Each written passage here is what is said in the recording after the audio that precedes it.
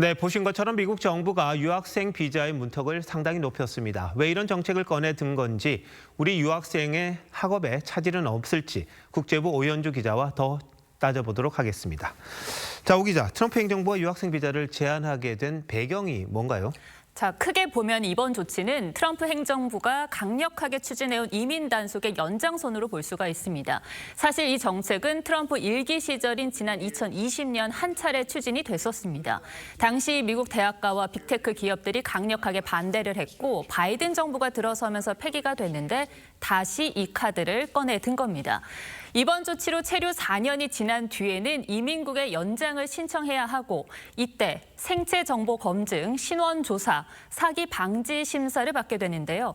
결국 신원을 엄격히 조회하고 꼼꼼하게 살펴서 국가 통제 아래 두겠다는 속내도 담겨 있는 것으로 보입니다.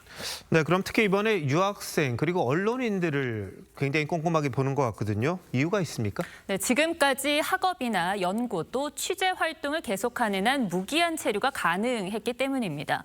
학생의 경우 언제 졸업할지 알 수 없는 채로 입국하는 특성을 고려한 거죠. 미국 정부 입장에서는 이렇게 특혜를 줬더니 악용을 한다면서 이를 막겠다는 겁니다. 자, 이번에는 안보 차원으로도 한번 생각을 해볼 수가 있습니다. 국토안보부 성명에도 이 제도가 국가 안보를 위협한다 이렇게 꼬집었는데요. 앞서 미국 정부는 적대국들이 기술을 빼가거나 스파이 활동을 한다고 보고 반도체나 항공 같은 첨단 분야를 공부하는 유학생이나 연구기관을 드나드는 연구원에 대한 심사를 강화했는데 이번 조치로 이들을 정기적으로 검증대에 올릴 수 있게 됐습니다. 또 중국 국적 기자들에게만 체류 기간을 90일로 단축시킨 점도 이 같은 안보 우려를 겨냥한 조치로 볼 수가 있겠습니다. 네, 특히 중국에 대해서 엄격하네요. 근데 중국 유학생 그리고 기술원, 연구원이 기술 스파이 역할을 한 적도 있잖아요. 네, 과거를 한번 살펴보면 지난 2018년 애플의 자율주행차 프로젝트에 참여했던 중국계 엔지니어가 설계 자료를 빼내서 중국 회사로 옮기려다가 적발된 적이 있습니다.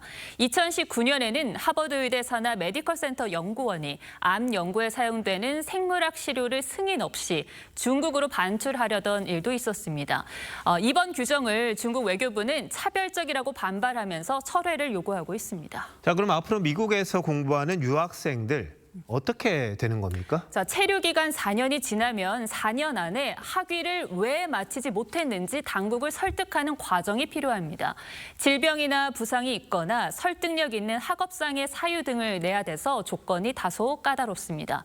전공을 바꾸거나 더 낮은 학교로의 전학도 금지가 됩니다. 특히 학위 취득에 평균 5.7년이 걸리는 박사과정 유학생들이 가장 큰 타격을 받을 것으로 보이는데요.